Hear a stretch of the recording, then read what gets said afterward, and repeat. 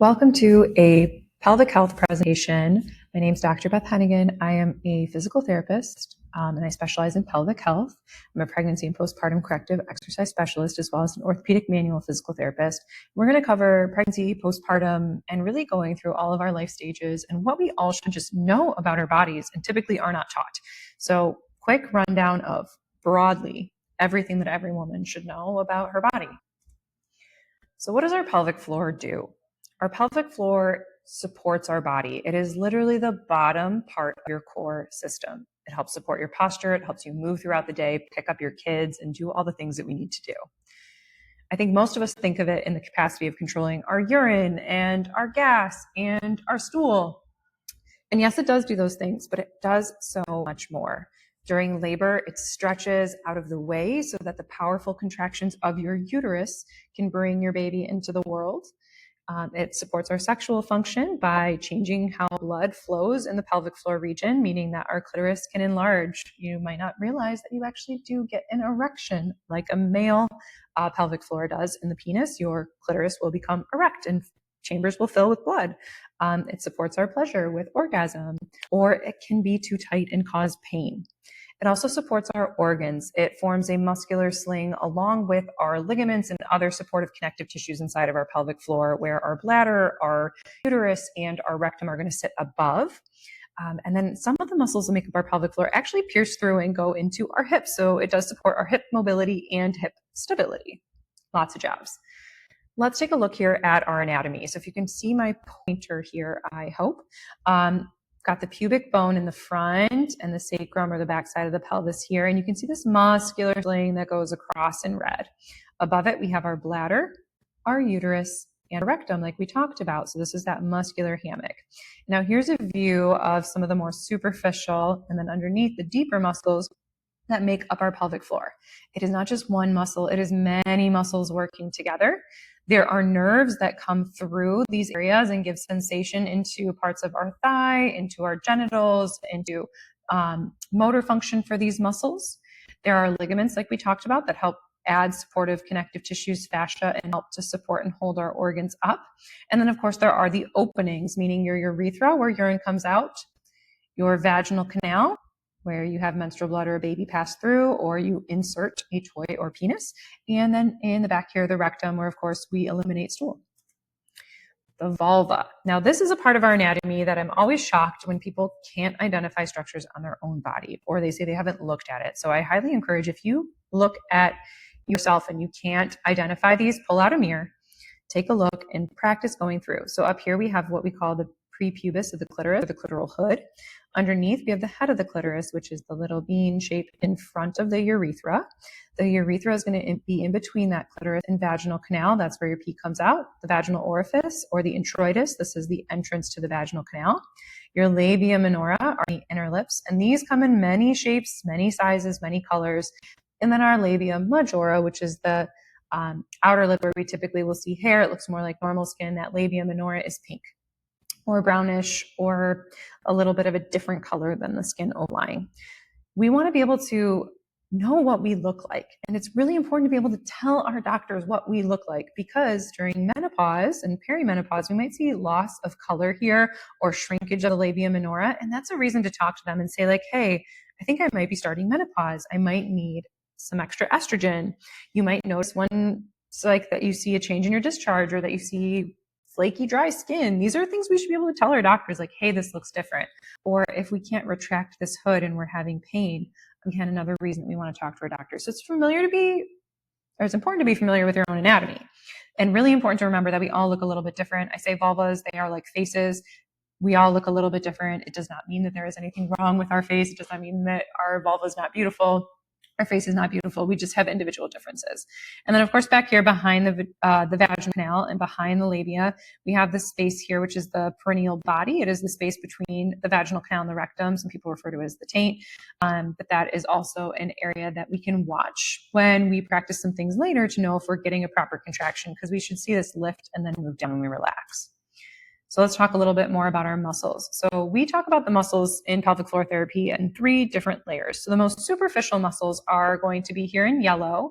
which make up some of the sphincters, and then also, which aren't labeled in yellow, here right underneath the pubic bone and across here, making this straight line across.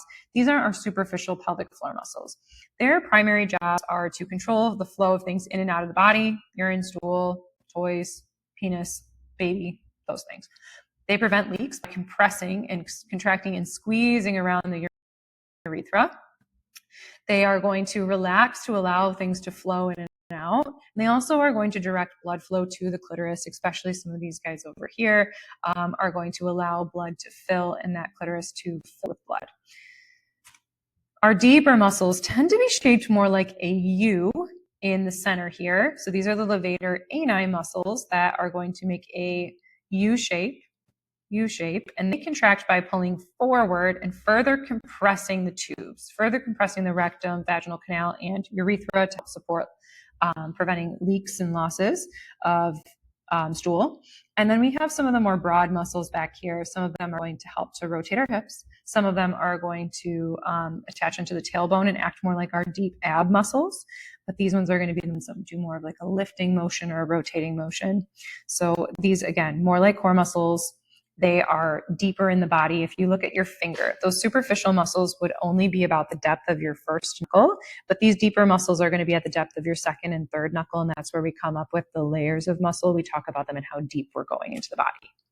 So let's talk about doing a proper contraction. Now you know where those muscles are. You know that there's a lot of them, and they work together.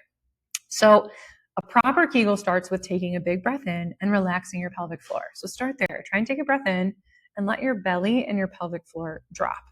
Then on an exhale, I want you to think about closing those openings, contracting around the holes, and then pulling up towards your head with your muscles. And you should feel your perineum, your vulva, lift away. If you're sitting in a chair, lift away from the chair. If you're laying down, you should feel it lift towards your head. There's a couple pictures down here because I like to use these as cues for how do we actually properly contract. My personal favorite is thinking about a blueberry. So I want you to imagine that you're grabbing a blueberry with the opening of your vaginal canal, and that you're pulling that blueberry up into your body and lifting it high through the vaginal canal towards your uterus, towards your head. And then after you hold, you're going to let go, and you just want to drop that blueberry on the ground. Grab the blueberry again, close the openings, and pull that blueberry up super, super, super high, and then drop the blueberry. If that didn't work for you, you can think of an elevator. So imagine that the openings are closing as an elevator door closes, and then that elevator pulls up, up, up each level towards your head. And the last is imagining that you are drinking a really thick smoothie with your vagina. So you're going to exhale and imagine that you're pulling smoothie up through that straw towards your head. And I don't love the straw one because I see people like inhale and suck in while they're trying to lift instead of going out when they try to lift, which is what we typically do when we're exerting our movements. So personally, my favorite is blueberry, but use what works for you. So now that we talked about how to contract, let's test our endurance. So I want you to try to hold the contraction for 10 seconds, up to 10 seconds, and notice when you lose power. So let's try it. Inhale, relax. Exhale, close, lift, and hold 2, 3, 4, 5, 6, 7, 8, 9, and 10. Could you hold the whole time? Did you lose power? Make sure you inhale and drop the tension out. Did you notice that there was in fact a drop when you let go, or had it already faded in the background? Ideally, we should be able to do 10-second hold contractions in a row. And a lot of us struggle to get there. That can tell us that we need to work on our endurance. If you're struggling to even generate lift in the first place, it can tell you that you may have weakness there, or that your muscles are so tight that it's hard for you to feel movement. This is where pelvic health can get a little sticky for people. We'll talk more about that later. So let's try now some quick flicks for your pelvic floor. Let's see if you can do 10 contractions on and off in a row here in 10 seconds. So let's practice. Ready, set, go. Turn it on, turn it off, turn it on, off, on, off, on, off. Lift, relax, lift, relax, lift, relax, lift, relax. One more, lift, relax. Those quick flicks can tell us a lot about how we're doing with our coordination and can also assess our fast twitch fibers. So when we talk about pelvic floor weakness, I like to use the analogy of a garden hose and a boot. Your pelvic floor muscles are the boot. And if you can exert enough force onto the garden hose, you can beat the pressure that's in the hose and prevent the water from coming out. But if you are too weak to smush the hose, a little water is going to dribble. And if you're real weak, a lot of water is going to come out of that hose. So we ask the question, can our muscles create enough pressure to compress our tubes, meaning our urethra, and beat the pressure that is mounting inside of the body? So when our bladder is really, really full and we sneeze, suddenly there's a ton of pressure above our pelvic floor muscles. And the pressure in the outside world is smaller. So water wants to flow where the pressure is low. If our muscles can contract and create a big enough force to create that outside force pressure, then we won't have a leak. But if they can't, then we do. And of course, like things like how long we can hold and how quickly we can contract, like we just talked about, are going to be factors. Like if your sneeze comes on too fast for you to contract, or too fast for you to anticipate, or you weren't ready for it, even if you have good strength, you could leak. And maybe you can get the first sneeze to compress well, but the second one you've lost because you can't control with good endurance. You lose your endurance by that second sneeze or third sneeze or whatever, cough, whatever's happening. What are signs of weakness? It can be leaking of urine, leaking of gas, loss of stool. And I think gas is one that's often overlooked, but I always mention it because I love, my grandma was such a funny lady, but in her older age, as she was getting up, she would often toot and she'd make a joke about it, right? She just didn't have that sphincter control anymore. And that was a sign of weakness in her pelvic floor. It could be that you're unable to stop a stream of urine. I don't recommend people do this repeatedly, but if you do this once and like assess your strength, it's fine. You're sitting on the toilet and you're going pee. Are you able to lift your pelvic floor muscles to stop a stream of urine? This is a nice test to see. Are you strong enough? If you're feeling a lot of pressure, heaviness in your perineum, maybe by the end of the day, you're holding your kids and you just feel this like pressure down, that can be a sign of some weakness. If you feel like sex has become much less pleasurable, not necessarily painful, but just that you're not having pleasure, another sign of weakness. If you have difficulty contracting, feeling like you can lift your pelvic floor muscles, also can be a sign of weakness. Or if you have persistent low back pain, especially when you are trying to be active or around your period, could also be a sign of weakness. So how do we improve our strength? Kegels are often recommended, but Kegels alone are rarely the answer. There are some people who need to start with Kegels because it is so weak that even just turning it on and turning it off is really a challenge for them. And it's not that they're bad if you have weakness, it's that the pelvic floor doesn't work in isolation. It's supposed to co-contract with the other muscles that make up our core system, meaning our abdominal muscles, our diaphragm, our ribs, some of the back musculature. So it's really important that we challenge all of those muscles together so that we get better at managing pressure. Learning how to properly lift weights is a great way to do this and help to increase our muscle mass. It is hard to put on muscle mass when we are in menopause. And in fact, it gets harder to do so even in our 30s. So it's something that we really need to focus on. And it doesn't mean that you have to be someone who is interested in lifting really, really heavy weights. Moderate weights are okay too, but it's so beneficial for our pelvic floor, our bone density, our long-term health, our metabolism, our hormone levels, all the things. So I do think that that is a really important step. We can focus on a lot of hip strength. Remember that some of those pelvic floor muscles are hip rotators. And so when we focus on good hip strength and stability and mobility, we can really improve our pelvic health. It's also really important to note that we all have a ceiling of tolerance in our tissues. So what does that mean? Maybe you can do 20 jumping jacks, but on jumping jack 21, you leak. Your ceiling is 20 jumping jacks. Maybe you can lift a 20-pound weight without issue, but 25 pounds puts you over the edge and you leak. 25 is too much. It's above your ceiling. It's not that that ceiling can't move, but we have to gradually increase, gradually build up to the ceiling and be respectful of where it is in the now. It doesn't mean that that's where it's to stay.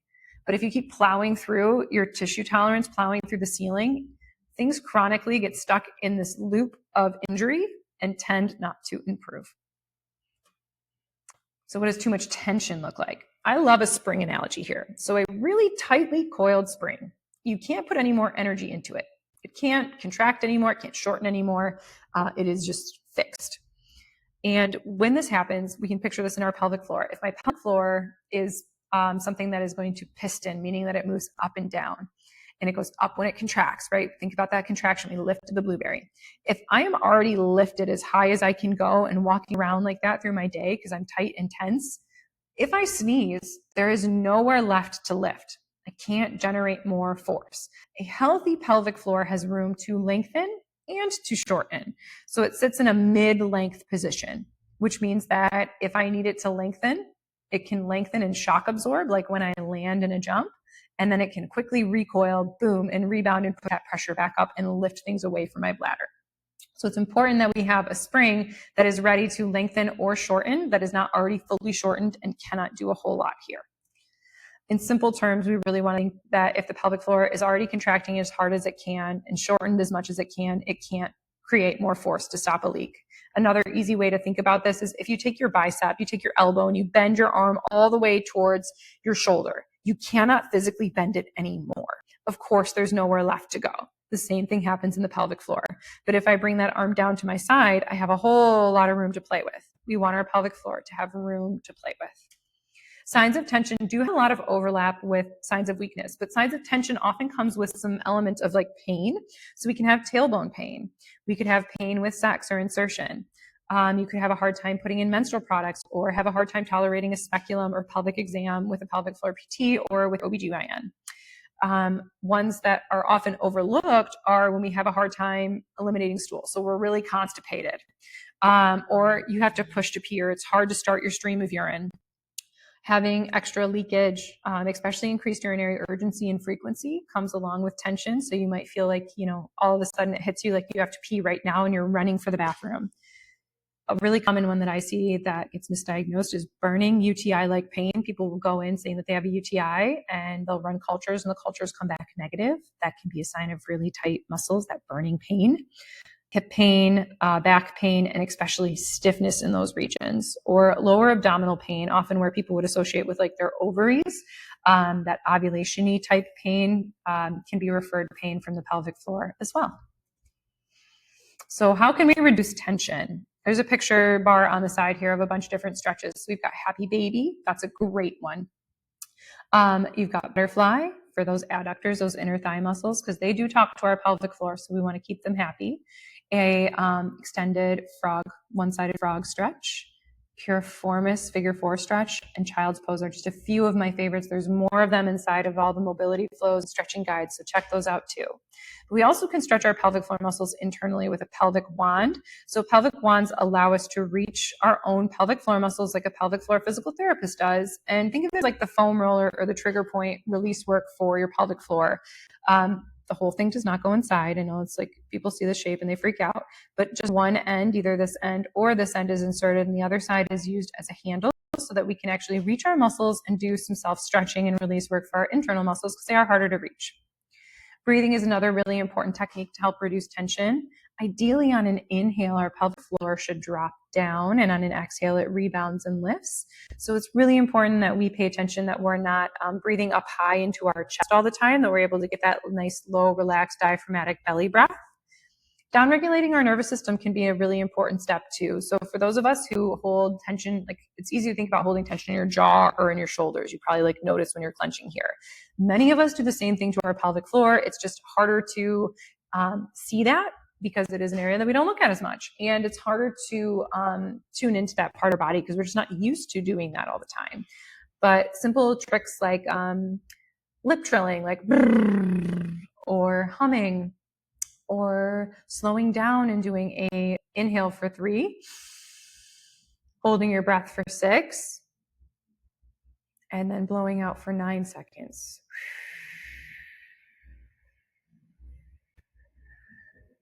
It can be a nice way to help us to tell our body that it's safe and it's calm and stop that like chronic clenching and stress cycle, or any other soothing techniques you have.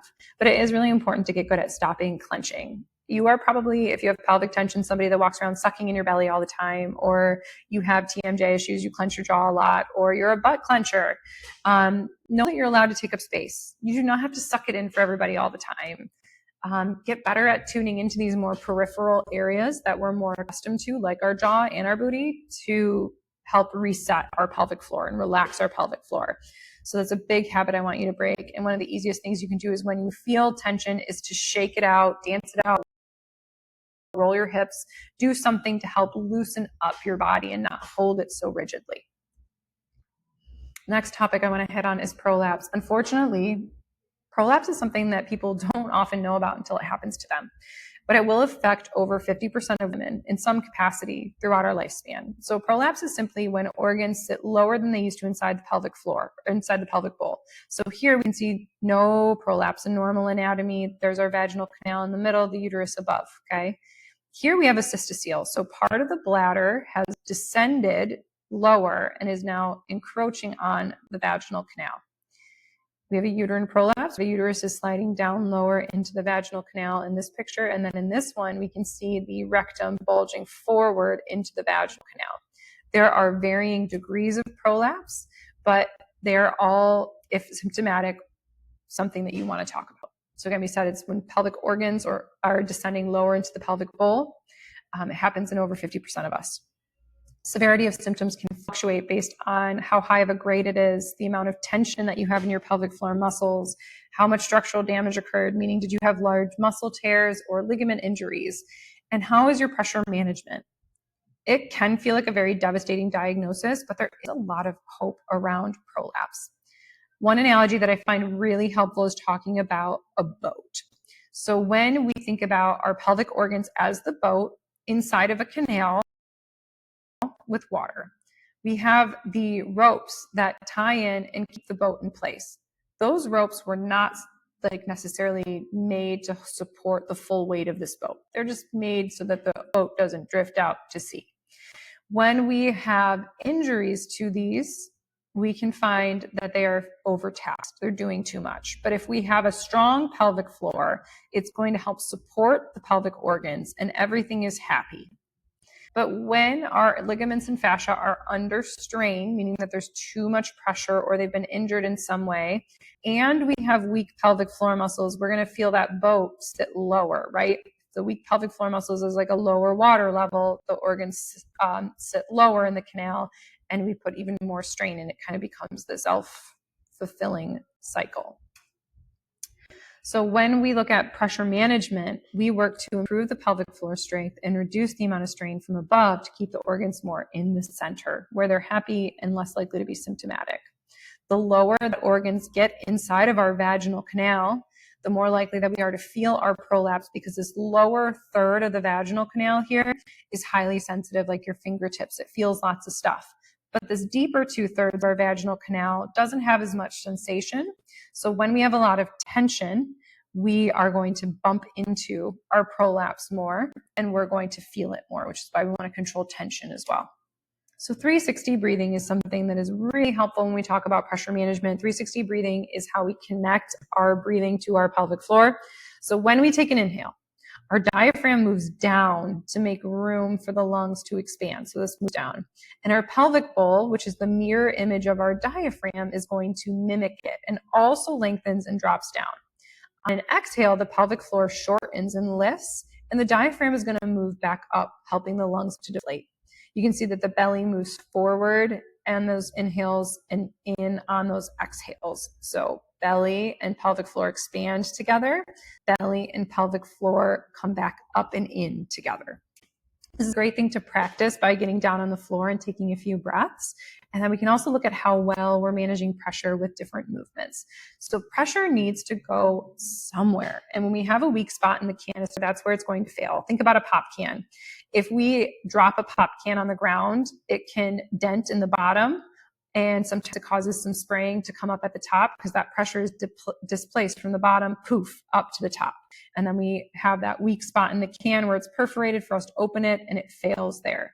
So what can we do to assess this? If you lay on the ground and you do a head lift, you lift your head up just off the ground a little bit. When you don't have well-managed pressure, this part of the belly pushes forward, as you can see in that top image. In the bottom image, we're doing a head lift again here with the lower abdominals primed and contracted, and the belly looks nice and flat because all of those layers of the abdominal muscles and pelvic floor are showing up evenly together to manage this pressure that's driving down from above. Sometimes when we're feeling really weak, or we have just given birth, or we have an injury, we do need to reinforce this by putting on a pessary, or putting in a pessary, or wearing garments that help us to support and hold us up. But this is a really important concept that is important to practice. I like to use straws sometimes and play around with breathing patterns to help people find what works better for them in pressure management. So if you stand and you do a squat, try these two things real quick. The first squat, I want you to take a big breath in while you're just standing there, and then start gently blowing out as you lower and come all the way up into standing. When you get back to the top, take a new breath. That even blowing out exhale throughout the up and down helps to wrap our abs and lift our pelvic floor and keep pressure gradually building to counter the work in the exercise. You can also do an inhale as you lower and an exhale as you come back up. Neither is wrong. Holding your breath would be the thing that we don't want to do, because that's going to increase pressure in the belly too much and is more likely to cause pressure to come down or forward and result in a loss of urine or prolapse symptoms. I tell my patients, when in doubt, blow out. So if you want to feel this more dramatically, you can put a straw in your mouth.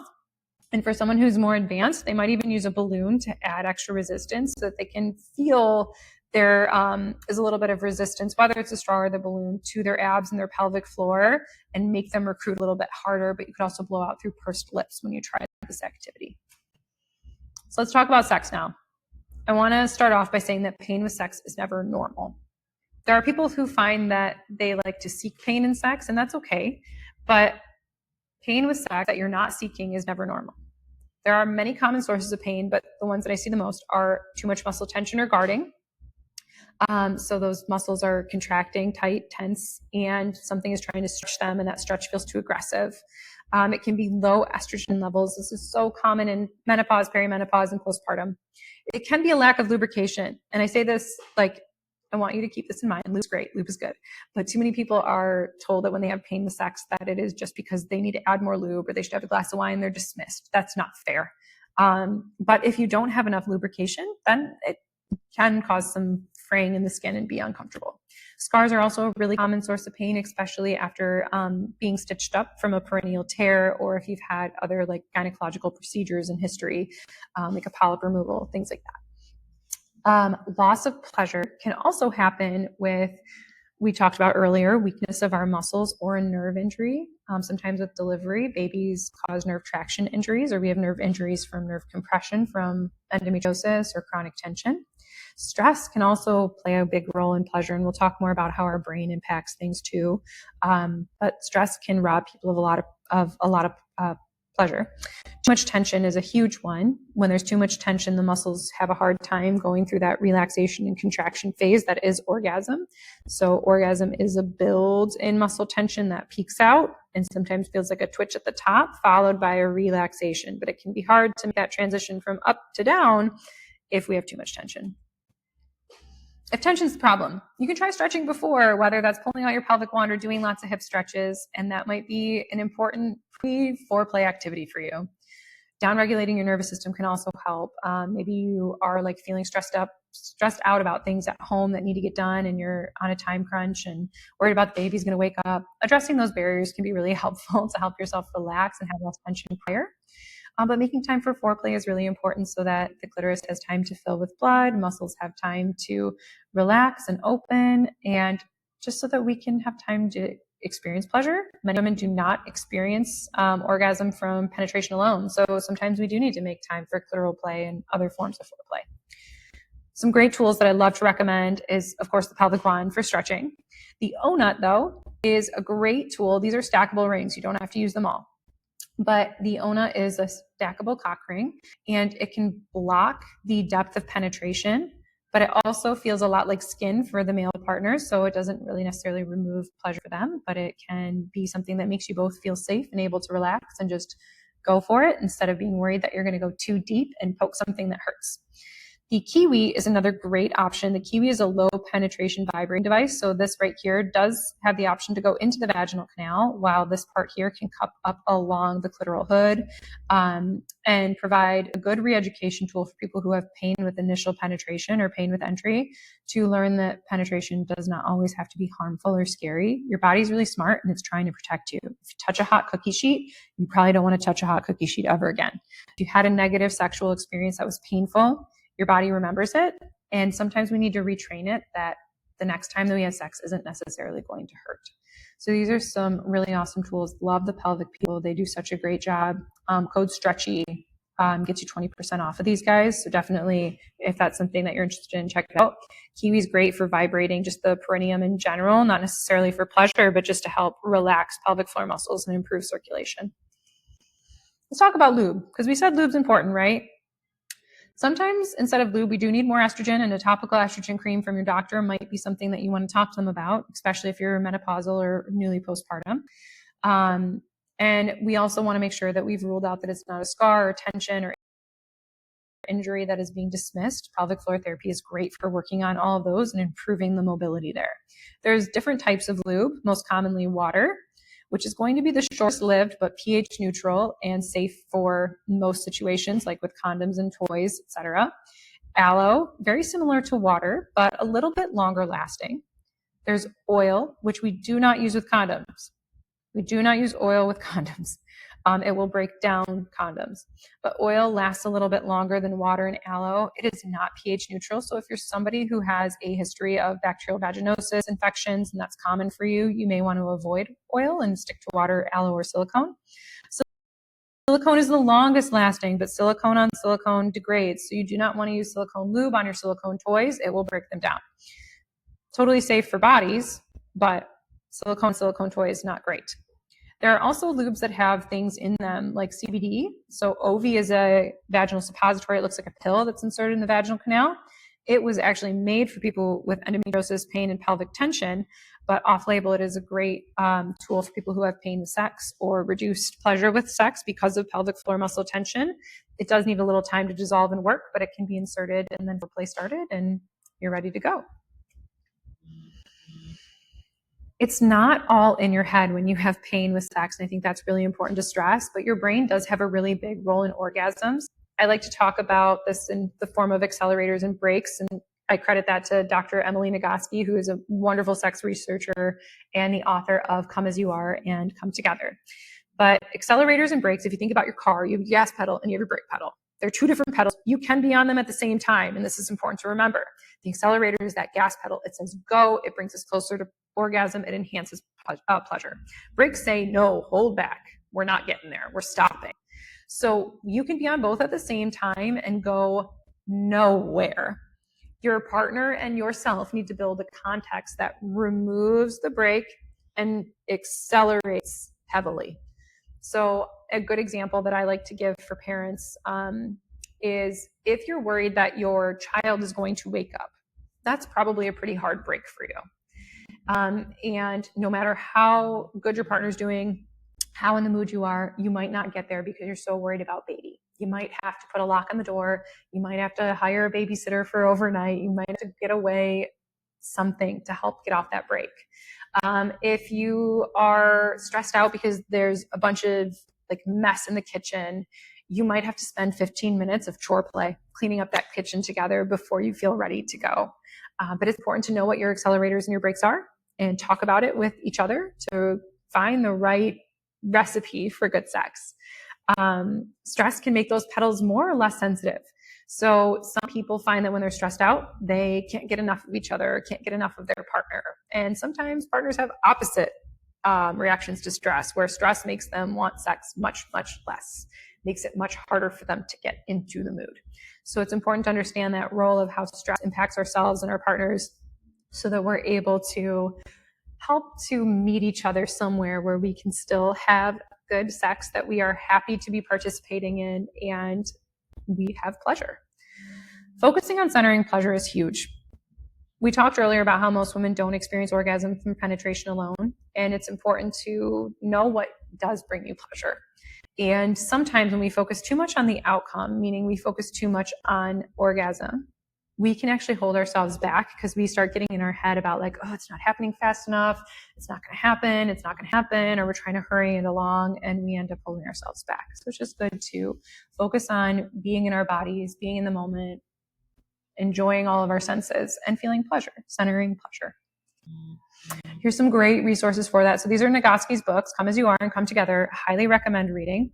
And Girl Talk Guide, which is one that you can find inside of the resources on my website or in Patreon, is a free guide where I've kind of condensed some of the key points from Nagoski's books and key points from Pelvic Health to give you like a quick reference if you don't have time to sit down and read the books, even though I highly highly recommend. This is like the Sparks Notes version with a little extra pelvic floor stuff sprinkling.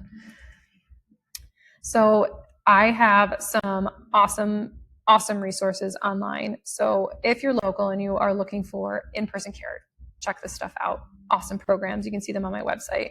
But for people who are too far away, you can check out the Digital Insider resources here. And that has 2 months of free access to so many workouts and just super fun things inside of my Patreon. So if you want to learn more on any of these topics, there are great deep dives on everything from 360 breathing to mobility flows, workouts, birth prep, all the good things. So that is the rundown on your pelvic health. Let me know what you think. I would love to hear your questions and what you want to learn more about.